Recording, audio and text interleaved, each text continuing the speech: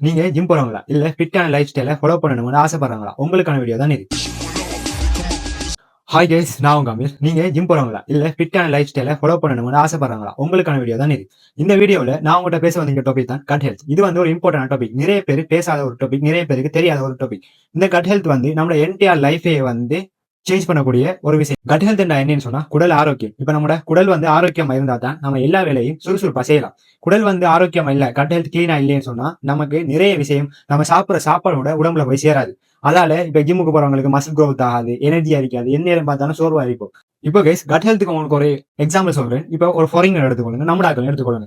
ரெண்டு பேரையும் கம்பேர் பண்ணும்போது அவங்களோட கட் ஹெல்த் வந்து கிளீனா இருக்கும். ஏன்னா அவங்க சாப்பிடுற சாப்பாடு முறை. நம்மளோட கட் ஹெல்த் வந்து சரியான மோசமாகும். ஏன்னா நம்மளோட சாப்பாடு முறை. சோ இதுக்கு எல்லாமே வந்து சாப்பாடாலாம் வருது. இப்ப நீங்க சாப்பிடுற சாப்பாடு தான் வந்து உங்களோட கட் ஹெல்த் எப்படி இருக்குங்கிறத தீர்மானிக்குது.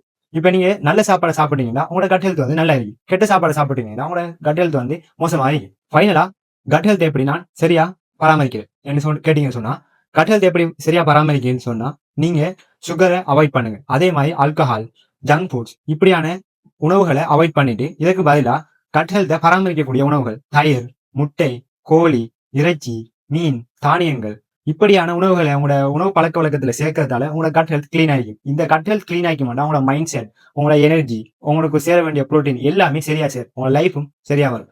இந்த வீடியோ கேஸ் உங்களுக்கு பிடிச்சிருக்குமென்னு நம்புறேன். இந்த வீடியோல ஏதாச்சும் ஒரு பலன் உங்களுக்கு கிடைக்குமென்னு நம்புறேன். அப்படி கிடைக்குமென்னு சொன்னா எனக்கு ஒரு சப்போர்ட் தாங்க. நன்றி.